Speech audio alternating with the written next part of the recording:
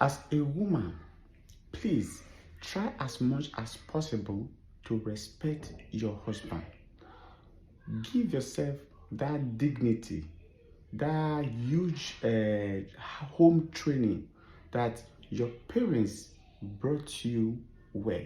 Because if you did not respect your husband or your husband family, one thing that generates from that process is most of them will be thinking you were not being brought up in a well proper family. Please don't disgrace yourself and don't disgrace the family you come from. That is one. Secondly, no husband will like to tolerate some forms of disrespect. When you want to speak to your husband, have that consciousness, the compose your like word formation on how you can direct your message. There is difference between boyfriend and real practical marriage. You have to learn how to deal with your husband. Thirdly, your frustration at work should not be used against your family at home. When your co-worker or your work frustration, your stress should not reflect on the home or house activity, because that will also disturb your husband too as well. Three, it is very important for you to contribute to the affair of the family by making sure the family grows. How can you do that? If you are working, don't always consider building for yourself. Even though your salary is bigger than your husband's own, call your husband attention to your plans. It brings unity, it brings coherence, it brings understanding, formation to the family. If your husband find out that you own property that he is not aware of, it break the families and it break the marriage. For us to avoid some certain things we should not do during marriage. Henceforth, if you are married, be very tolerant with your husband, with your co-neighbors, with your children. Remember, when you're at home, the process, your grandmother can say, come and cook dinner.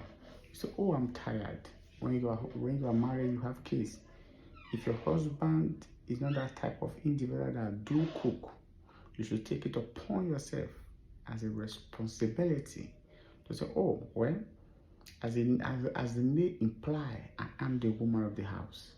I need to what? Shelter for my family. I need to cook. Yeah, but I'm not saying your husband should not help. Your husband definitely have to help you. But in case there are men that cannot cook, but take it upon yourself to build your home by yourself. Thirdly, fourthly, don't be quick to react to quarrel issues. Slow to respond to critical issues that concerns the family. If you want your family to strong, to grow, for better, for stronger to strongest, for greater to greatest, you will be slow to speak. Determined. Be very determined how you want the raise, the pursuits for the family. And how can you be determined? Is by coming together as one to plan the objectives and the goal and the strategies to build the coherence of the family. And how can you do that? Is bringing yourself to submissive to your husband.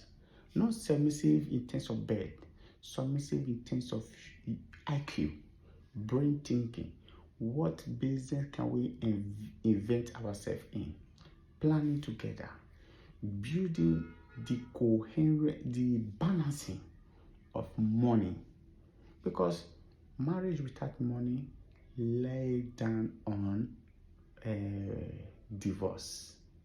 We have to make sure when you are planning, plan all the possibility with the range of salaries. Lastly, is having your salary does not give you enough reason to buy all the hair on the world, because hair, you call it, is not an investment. You have to, you should not look dirty, you should not look tattered, you have to keep yourself clean, but you have to plan with your husband.